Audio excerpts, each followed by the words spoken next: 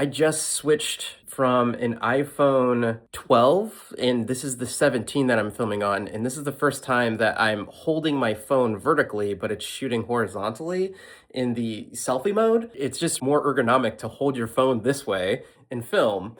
It's really cool. I will say that I got the Pro Max, and it's too big. I just got this in the mail. Here is the 17 Pro, and here's the 17 Pro Max. And it's just, the Pro Max is too big. If I hold this in my right hand, just to reach letters on the side of the keypad, you have to, it's not a one-handed device. It's meant for two hands. I don't like it. It's too heavy, especially with a case on it. Whereas with this one, it's a lot easier to reach what I need to. Now, I'm not gonna take this off yet because I don't have a screen protector and it's just easier to not get dust on it.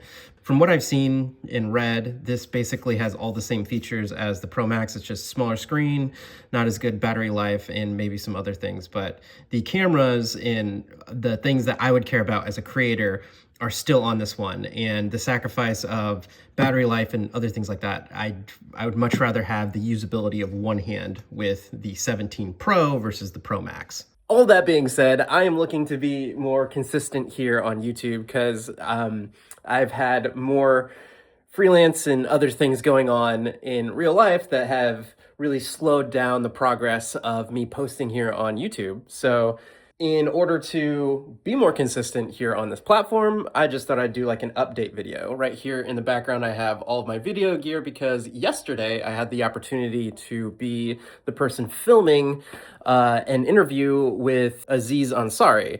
Quick setup check back at my old stomping grounds. This is for an interview for the Chive. I have my A7S III. I'm using the Sennheiser wireless mics. They record internally, and I'm also doing the 4-channel audio. So I have 2 boom mics and 2 lav mics, and they're all going into here. So when you get the audio file with this video file, it will be 4 channels, all separated. To give you an idea, this is what it looks like when you drag it into Premiere Pro. This is with the Sony A7S III, and you have the ability to have 4-channel mono with that XLR extension. So 2 of these inputs are XLR, the other are from the 1/8 inch. So this top one is Zach's mic right here. It's the boom. Ganu in mind when you're writing this. And then the other one is Aziz's mic. Him, that guy, and then we'll find someone else to play the angel. Aziz's lav. Things that everybody's dealing with that. And Zach's lav right here. Characters, Gabriel and Jeff. Obviously, this was for Aziz's new movie coming out, Good Fortune, an interview for that. Then I have a B cam over here, just facing the main guest. And yeah, did a lot of videos in this area. One more thing I want to add to that whole setup is I want to give a shout out to Greg Folks, who's an amazing DP here in Austin, Texas. I've used him a couple times to help me film stuff.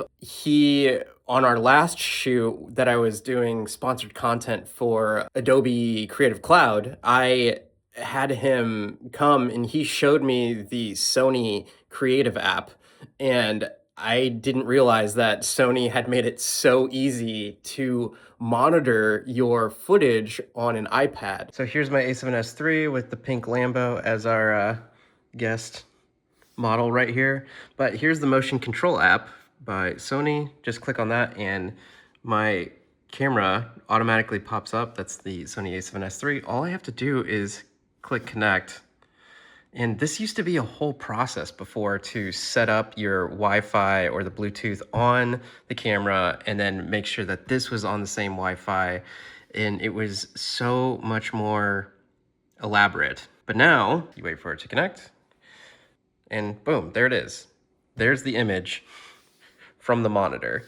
Now you can change the display here to have all of the functions, but if I wanted to pull focus here, I could tap back, I don't know, there, but you can control focus and other things like that on the app, or you could do it just on the camera as you normally would, but you have all of the options. Now, I could be one really late in telling you all of this because probably everybody already knows this app, but when folks showed this to me, I was like, whoa, what? Like, I have a little small monitor, but immediately when you have like an iPad Pro or anything like that, it just makes the client, it makes you look so much more professional when you can link those visuals to your iPad and they can like walk around with it. Immediately when Aziz's people came into the room, they saw that and they're like, "Oh, that's the framing of the shot. That looks great." It just adds another level of coolness when you're on a video production or professionalness. So if you have a Sony camera, and maybe I'm the last one to even talk about this, but if you get the creator or monitor, and it's like monitor and control app or whatever it is on your iPad, and if you have an iPad, it's nice. It really adds to the production. There are three other big things that I want to talk about that have to do with Premiere Pro though. And what's funny is they have announced so many new things with Premiere that I was in the middle of making my multicam sync series, which took me way longer than what I thought, because there's a lot of complexity to multicam syncing when you get down into the nitty-gritty.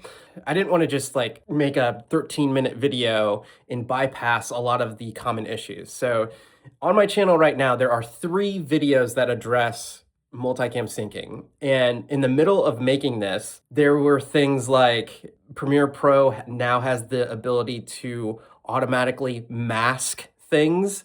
They got all of these new awesome transitions and effects from Film Impact. When I was scrolling through Instagram, I saw Justin Odisho's post, and in it, he showcases there's a whole window devoted to the Film Impact effects, so you can see previews and things like that. I didn't realize that that was there. I was going still into the effects window. And the last thing that's big is there's now a Premiere Pro mobile app.